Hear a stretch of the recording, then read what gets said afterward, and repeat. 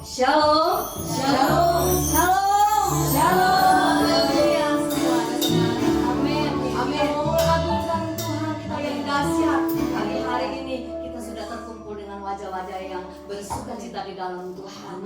Sesudah kita memperingati hari kenaikan, 10 hari sesudahnya kita akan memperingati hari ketuangan Roh Kudus. Amin, saudara. Nah, hari-hari ini kita mempersiapkan hidup kita, hati kita untuk mendapatkan pencurahan Allah yang akan memenuhi kita. Mari kita minta kepada Tuhan. Allah kita Allah yang baik. Amin.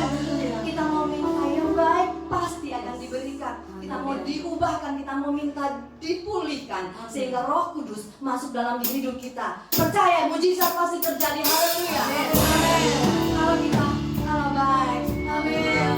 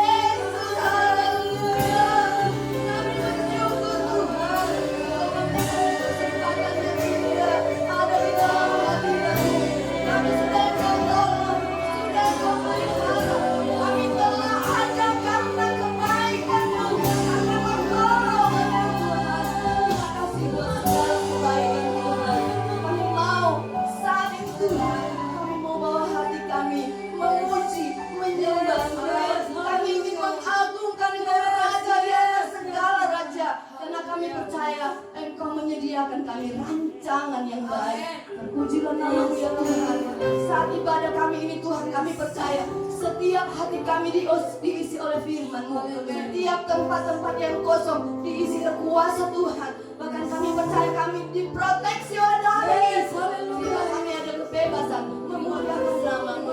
Memakai setiap hamba-hamba-Mu yang Engkau percayakan. Dan kami akan melayani Engkau dengan yang terbaik yang Tuhan Engkau berikan. Sehingga kami boleh memuliakan nama-Mu. Nama Tuhan ditinggikan, hati Tuhan disenangkan. Terima kasih Tuhan Yesus. Inilah kami Tuhan, inilah kehidupan kami. Ibadah kami mau serahkan dalam tangan. Kami alaskan, kami mau buka ibadah kami. Kiranya berkenan di hadapan Tuhan. Hanya di dalam nama Tuhan Yesus Kristus semua katakan. Amin. Haleluya. Haleluya. Kita memang mau menyanyi lagu yang lama, tapi semangat tetap baru. Amin. Amin. Haleluya. Glory haleluya. Mendiri di hati. Haleluya. Kalau yang merasa pantai kosong, boleh melompat. Haleluya.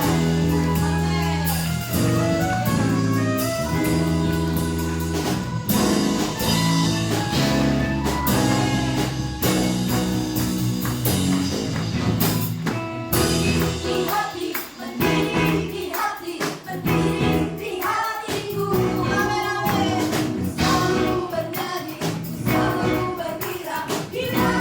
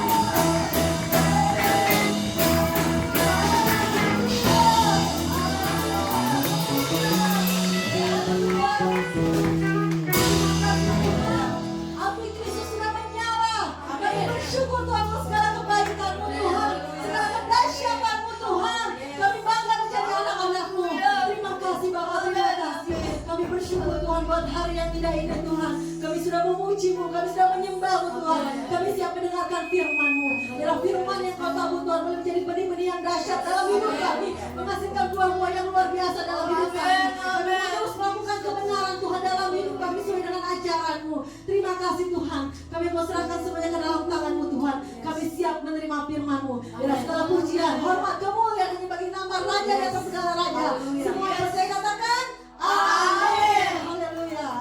Puji Tuhan, salam sejahtera bagi kita semua. Haleluya. Haleluya. Mari kita beri kemuliaan dulu sama Tuhan. Puji Tuhan. Pertama-tama saya mengucap syukur kepada Tuhan kita, Yesus Kristus, Kepala Gereja kita. Dan terima kasih juga kepada Bapak dan Ibu Gembala di tempat ini, Om Pendeta Edi Suharto. Terima kasih buat kepercayaannya untuk melayani firman Tuhan pada saat ini. Puji Tuhan, kita akan masuk kepada kebenaran firman Tuhan. Bapak Ibu jemaat GPDI Permata Pamulang yang diberkati oleh Tuhan, hari-hari ini memang tidak bisa kita pungkiri ya. Saya percaya ada yang kena dampak ya dari peristiwa pandemi COVID-19, atau mungkin juga saudara jemaat yang tidak bisa hadir, yang menyaksikan lewat online dari program GPDI Permata Pamulang, atau saudara yang ada di rumah. Semua di antara kita merasakan. Mungkin juga ada keluarga saudara yang sedang mengalami terpapar, atau kita juga pernah mengalami terpapar dengan COVID-19. Tetapi percayalah, segala sesuatu itu ada di dalam otoritasnya Tuhan. Sebagai orang-orang percaya, kita harus tunduk kepada otoritasnya Tuhan. Kita nggak boleh mengeluh, kita nggak boleh memberontak, kita nggak boleh kecewa, apalagi sampai kita tinggalkan Tuhan hanya gara-gara pandemi COVID-19 ini. Saya tetap berdoa, saya tetap berharap supaya kita orang-orang percaya, khususnya jemaat GPDI Permata Pamulang yang ada di tempat ini, bahkan saudara yang menyaksikan program ini, supaya hari-hari ini adalah peluang, kesempatan emas untuk sama-sama kita mempermuliakan nama Tuhan terus.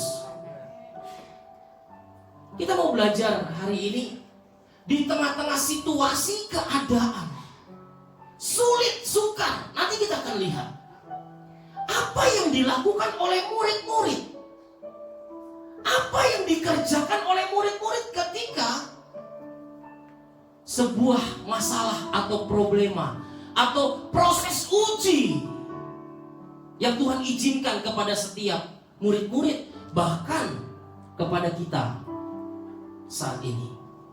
Mari sama-sama kita membuka Alkitab kita di dalam Injil Yohanes pasalnya yang ke-6. Injil Yohanes pasalnya yang ke-6, ayatnya yang ke-19. Saya akan baca firman Allah bagi kita semua. Demikian bunyi firman Tuhan. Injil Yohanes pasal 6 ayat 19. Sesudah mereka mendayung kira-kira 2-3 mil jauhnya, mereka melihat Yesus berjalan di atas air mendekati perahu itu. Saya baca sekali lagi bagi kita. Sesudah mereka mendayung kira-kira 2-3 mil jauhnya, mereka melihat Yesus berjalan di atas air mendekati perahu itu. Berbahagialah mereka yang mendengar, memelihara, menyimpan, dan melakukan firman Tuhan. Bapak Ibu jemaat GPDI Permata Pamulang, saya hanya ingin kembali lagi merefresh kita, mengingatkan kembali kepada kita. Di Israel itu ada satu danau danau, tapi punya 4 nama yang berbeda. Danaunya satu, tapi punya 4 nama yang berbeda. Dan terjadi di danau tersebut peristiwa pembacaan nas kita. Danau yang pertama dikenal dengan Danau Kinerot atau Danau Kineret. Danau Kinerot ini punya arti puji-pujian. Artinya puji-pujian. Mengapa dikasih nama puji-pujian? Karena danau tersebut kalau dilihat dari ketinggian 1.500 sampai 2.000 di atas permukaan rata-rata air, maka danau tersebut bentuknya seperti harpa. Sama-sama kita mengetahui harpa adalah alat musik tradisional dari bangsa Israel. Sehingga Danau Kineret atau Danau Kinerot itu disebut, diartikan puji-pujian. Yang kedua adalah Danau Genesaret. Danau Genesaret di desa Ginesar.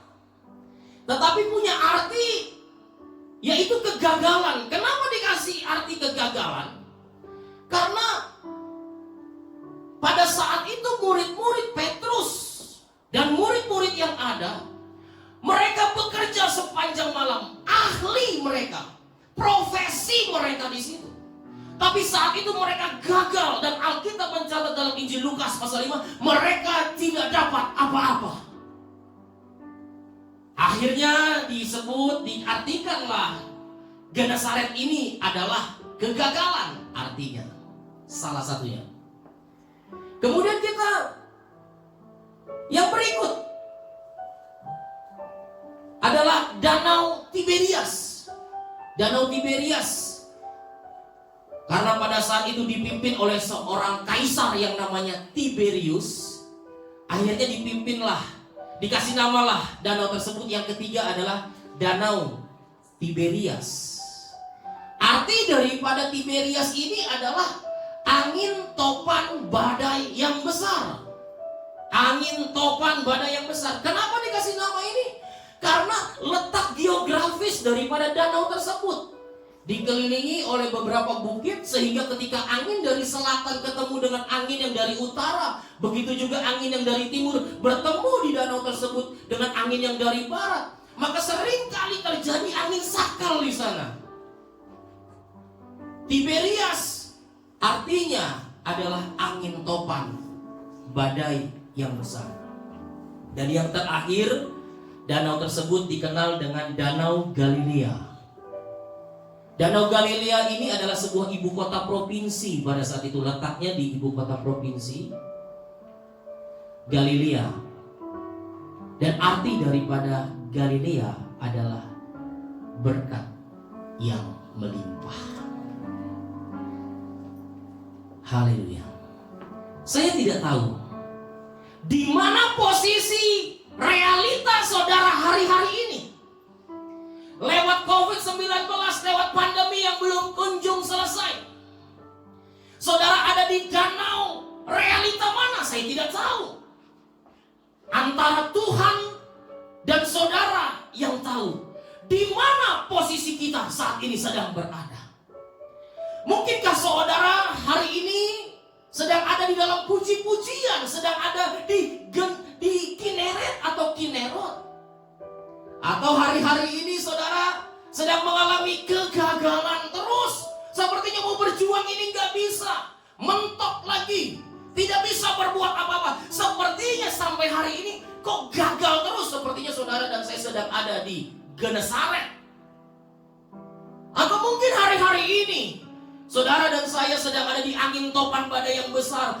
Kelihatannya bagus, kelihatannya baik-baik, padahal di dalam sininya ada gejolak, ada pemberontakan yang luar biasa, ada marah yang luar biasa.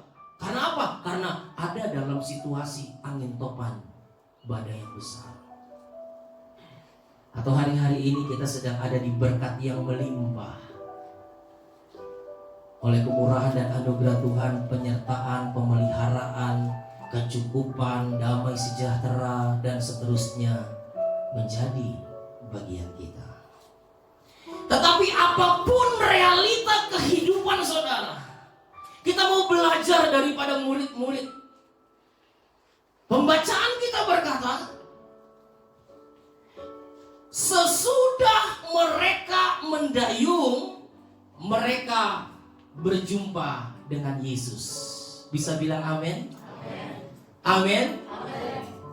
Bapak Ibu jemaat yang dikasihi Tuhan, kalau engkau hari ini sedang gagal, kalau hari ini engkau sedang ada di angin topan badai yang besar, mendayung, Alkitab mencatat, murid-murid mereka mendayung terus, berusaha. Ada upaya yang dilakukan oleh murid-murid. Mereka tidak pasrah dengan sebuah keadaan. Kata mendayung di sini artinya ada usaha atau upaya. Ketika ada upaya, ketika ada usaha dari murid-murid, maka mereka berjumpa dengan Tuhan. 2-3 mil bukan jarak yang dekat. Di dalam keadaan situasi seperti itu 5-6 kilometer.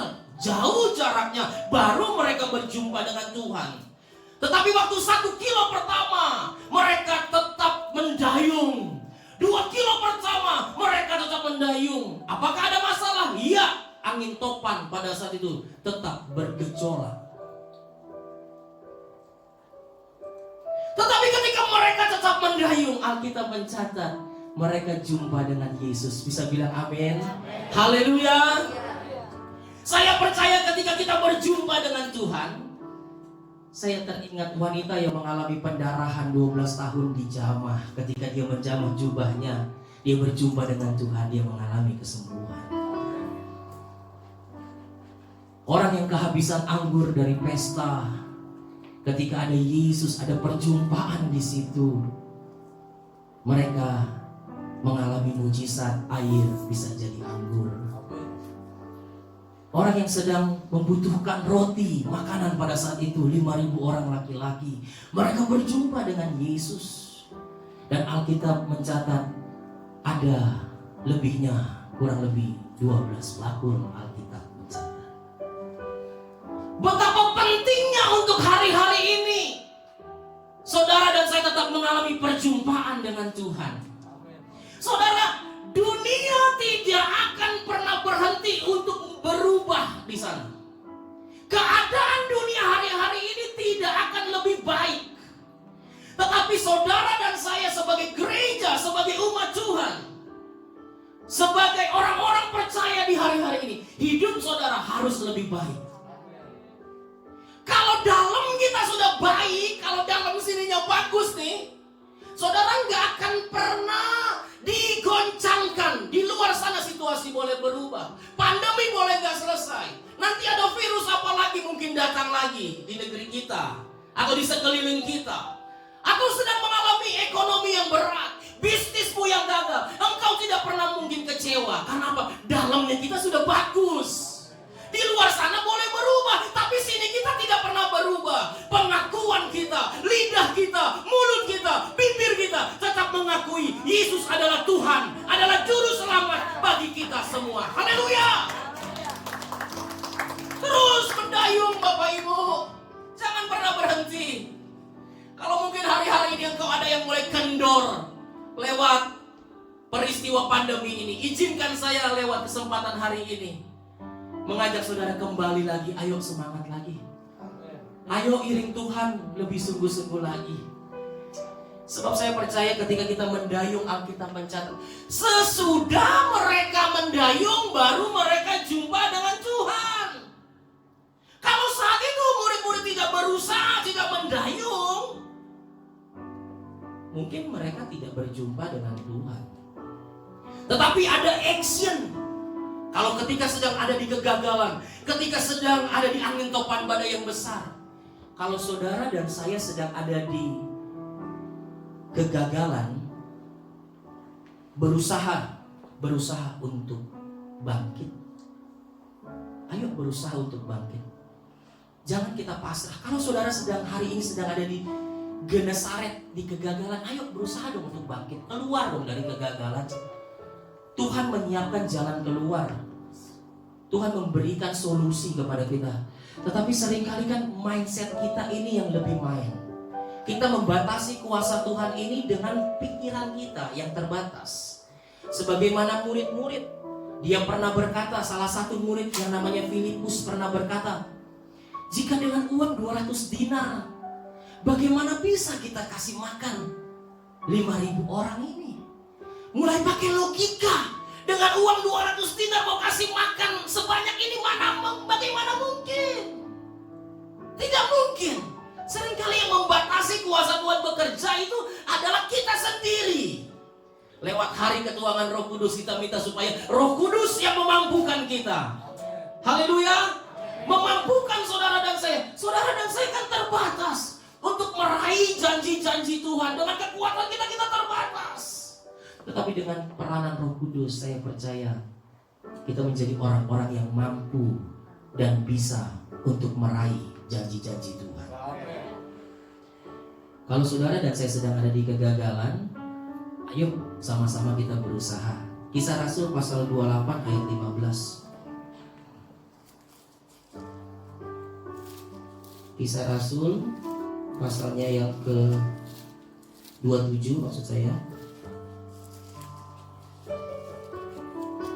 Kisah Rasul pasalnya yang ke-27, waktu ketika Paulus menjadi tahanan, ada di sebuah kapal, kemudian kapal itu terkandas. Alkitab mencatat 14 hari mereka diombang-ambingkan di laut. Tetapi kita lihat, kita belajar apa yang dilakukan oleh Paulus dan orang-orang yang ada di kapal pada saat itu. Ayatnya yang ke-15 sampai ayat 17. Saya akan baca firman Allah. Kapal itu dilanda dan tidak tahan menghadapi angin haluan. Karena itu, perhatikan di sini. Kami menyerah saja dan membiarkan kapal kami terombang-ambing. Lompat ayat 17. Dan setelah sekoci itu dinaikkan di atas kapal, mereka memasang alat-alat penolong dengan meliliti kapal itu dengan tali karena takut terdampar di betting sirtis. Mereka menurunkan layar dan membiarkan kapal itu terapung-apung. Kita belajar ketika sedang ada di keadaan situasi yang diombang-ambingkan, Paulus bilang apa? Berserah saja. Follow the rhythm, ikut iramanya Tuhan. Kehendak Tuhan berbeda dengan kehendak kita.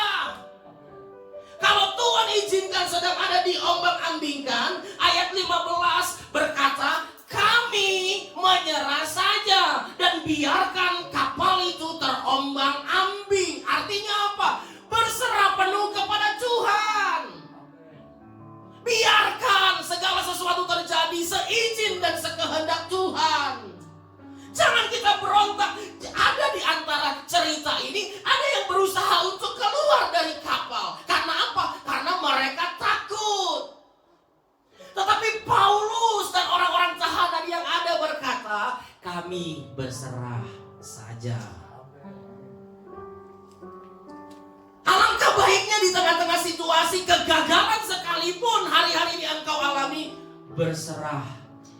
Biarkan kehidupan ini berjalan. Kita percaya ada pemegang kuasa tunggal dalam hidup kita, yaitu Yesus. Ayat 17 mengajarkan lagi kembali kepada kita. Setelah mereka menjadi takut karena terdampar nanti di betting sirtis, akhirnya mereka menurunkan layar. Mereka dan kami tadi dikatakan ayatnya yang ke-15, di sana dikatakan kami menyerah saja dan membiarkan kapal itu terombang-ambing. Ayat 17 kata mereka kembali, di sana dikatakan mereka menurunkan layar. Artinya apa? Layar ini kan buatan tangan manusia. Buatan manusia. Alkitab bilang ketika saudara mengandalkan kekuatan manusia, maka engkau akan terkutuk. Tapi mereka menurunkan kekuatan mereka, kehebatan mereka. Mungkin hari-hari ini kita banyak lebih mengandalkan kekuatan kita. Kita mulai berusaha cari opsi pilihan-pilihan untuk bertahan hidup. Tapi izinkan saya, kita belajar daripada kebenaran firman Allah. Biarkan kapal itu terombang-ambing dan kita mulai menurunkan layar.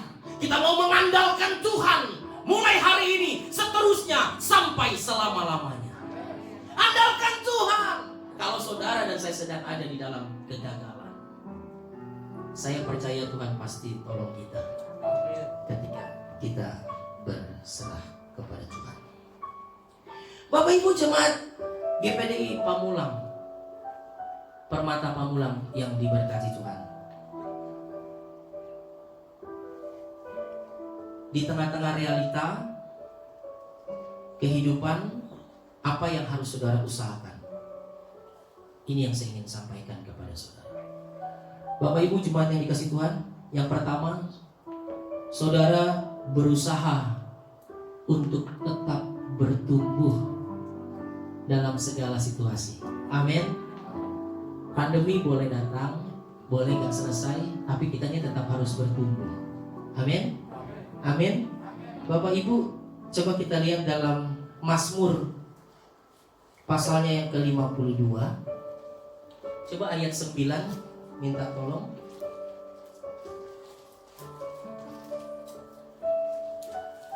Ada slide Mazmur 52.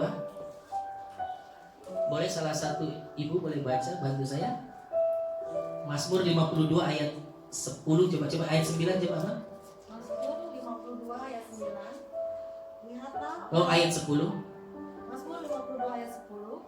Tetapi aku ini seperti pohon zaitun yang menghijau di dalam rumah Allah. Aku percaya akan kasih setia Allah untuk seterusnya dan selamanya. Amin. Amin. Tetapi aku ini seperti pohon zaitun.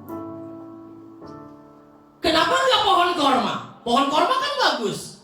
Bijinya ditaruh, ditutup dengan tanah, ditaruh batu. Kemudian nanti dari biji korma ini dia cari akar sampai ketemu air. Kemudian yang batu yang jadi penghalang, kemudian didorong. Karena apa? Sudah berjumpa dengan air. Kan bagus. Kenapa kok Daud pakai perumpamaan? Dia menganalogikan hidupnya itu seperti pohon zaitun yang tetap menghijau di dalam rumah Tuhan. Kenapa nggak pohon korma? Saya mempelajari karakteristik daripada pohon korma. Pohon korma ini dia bertumbuh di setiap musim. Haleluya. Dia nggak musim-musim tertentu dia. Di setiap musim nih pohon korma tetap bertumbuh.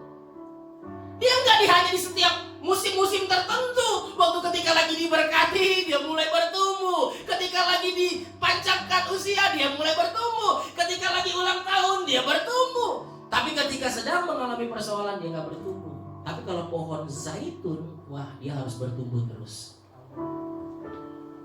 Bapak Ibu jemaat yang ada di tempat ini, yang ada di rumah, bahkan yang menyaksikan program online, saya mengajak di tengah-tengah situasi keadaan apapun, saudara dan saya harus tetap bertumbuh di dalam Tuhan. Jangan kita tinggalkan Tuhan. Jangan kita lari dari Tuhan. Kita bawa keluarga kita. Kita dukung sebuah pelayanan. Saudara sudah jadi berkat di tempat ini, saudara bisa jadi berkat juga. Masih banyak di luar sana yang membutuhkan sentuhan-sentuhan daripada jemaat Tuhan di tempat ini. Saudara gak bisa berkarya, tapi ada banyak yang bisa saudara lakukan di luar sana dengan program-program gereja yang ada di tempat ini. Saya teringat dalam Kisah Rasul pasalnya yang ke-1, ayatnya yang ke-6 dan ayatnya yang ke-7. Maka bertanyalah mereka yang berkumpul di situ, Tuhan, maukah Engkau pada masa ini memulihkan kerajaan bagi Israel? Bukankah hari-hari ini juga kita seperti itu? Tuhan, kapan sih dipulihkan bangsa kami? Kapan sih dipulihkan negeri kami? Kapan sih dipulihkan ekonomi kami? Kapan sih dipulihkan kesehatan kami? Seringkali kita sebagaimana murid-murid bertanya kepada Tuhan, Tuhan, maukah Engkau pada masa ini memulihkan kerajaan bagi Israel? Seringkali kan di antara kita bertanya begitu.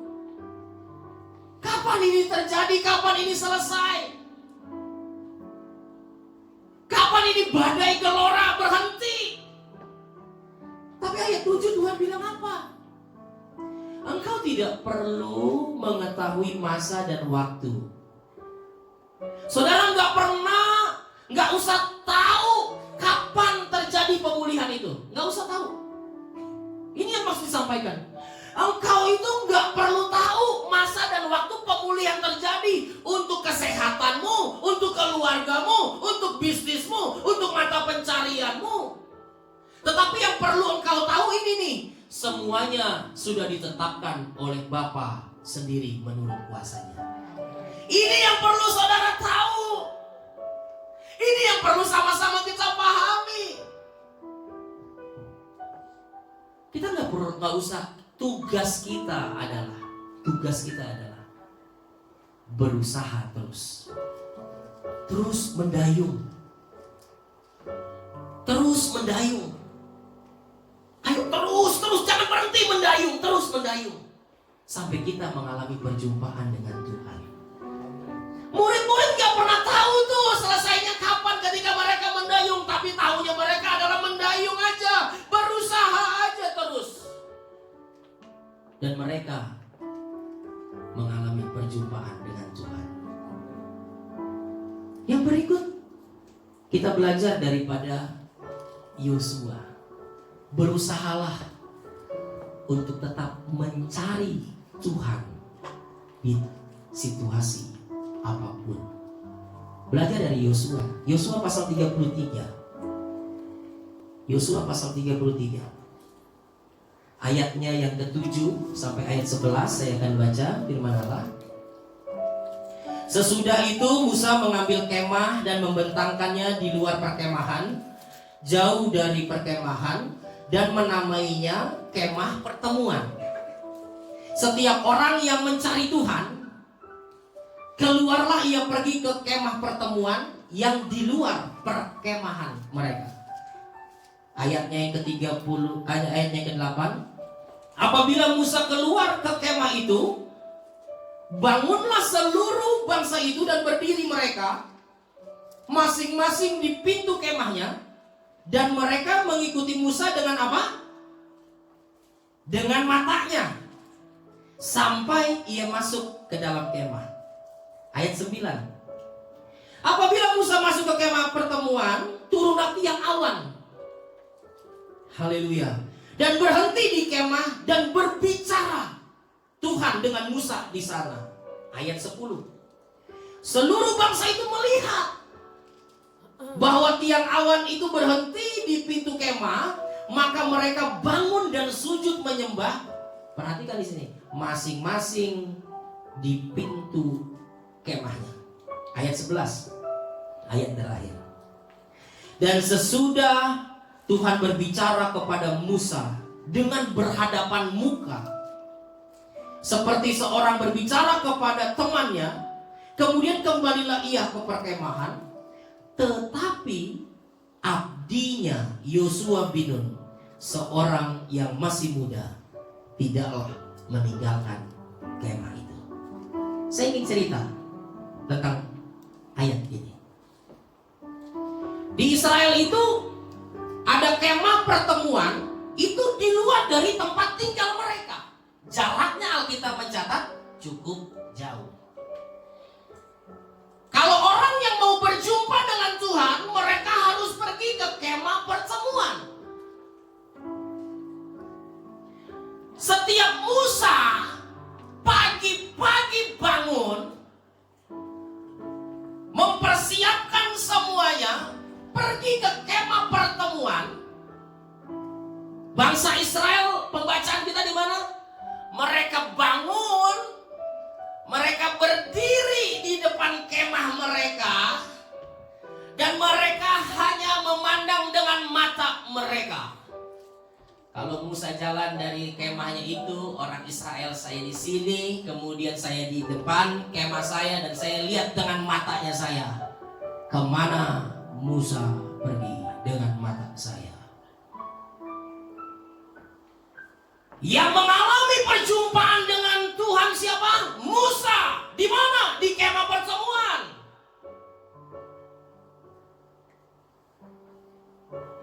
Tiang awan turun. Tuhan berbicara seperti dengan teman, dengan Musa. Alkitab mencatat.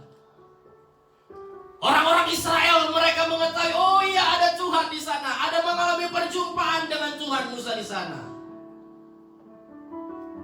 Musa keluar.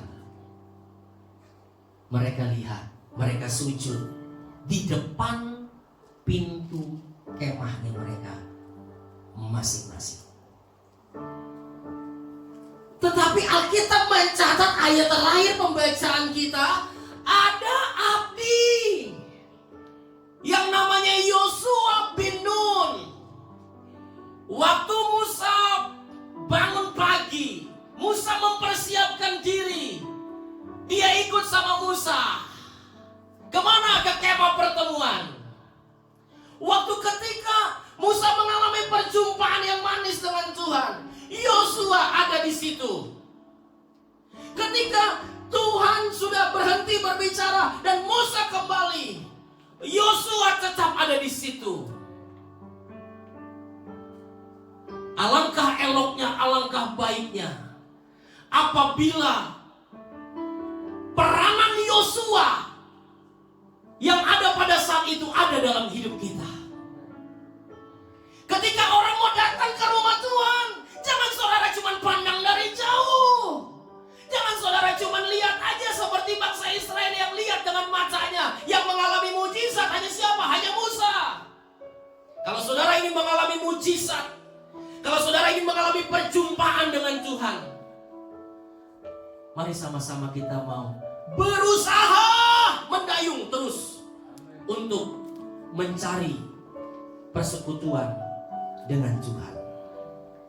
Saya percaya ketika kita berusaha sebagaimana murid-murid, maka mereka mengalami perjumpaan dengan Tuhan. Amin. Puji Tuhan. Terima kasih buat firman Tuhan. Kita semua sudah dirawat oleh Tuhan. Amin. Yang setuju katakan amin. Saya boleh melihat dan merasakan adanya sukacita yang mengalir, bahkan kerinduan kita untuk mendapatkan siraman dari kuasa Roh Kudus. Hujan rohnya akan bekerja. Amin. Saya percaya dari hari-hari ini kita akan melihat ada kuasa dan ada mujizat yang akan terjadi. Orang lain saja minta hujan untuk hari raya tertentu, Tuhan kasih.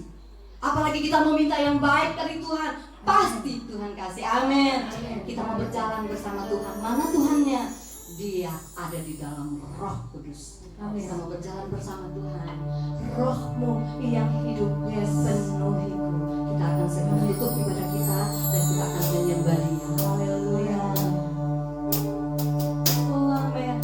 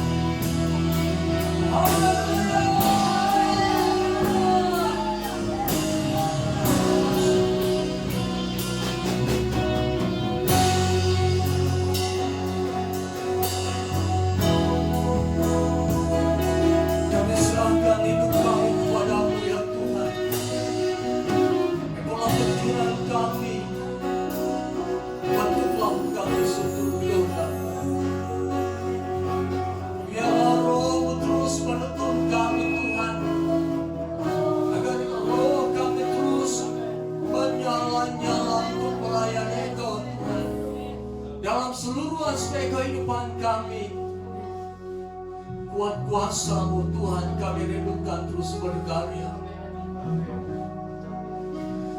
Kami berserah kepada-Mu Tuhan, karena kami tahu segala sesuatu yang baik berasal dari Engkau ya Tuhan. Segala pikiran-pikiran negatif, segala kekecewaan, keputusasaan, kami tolak dalam nama Yesus. Kami terima setiap kebenaran firman Allah dalam nama Yesus. Kami akan hidup sesuai dengan firman Allah, dengan pertolongan Roh Kudus. Terjadilah dalam kehidupan kami. Terima kasih Tuhan, terima kasih. Kami berdoa bagi hamba-Mu, Bapak Pendeta Doni Kumaunang, yang sudah menyampaikan firman Tuhan pada saat hari ini. Pakai dan berkati terus dalam kehidupan pribadi, keluarga, pelayanan dan jemaat yang digembalakannya.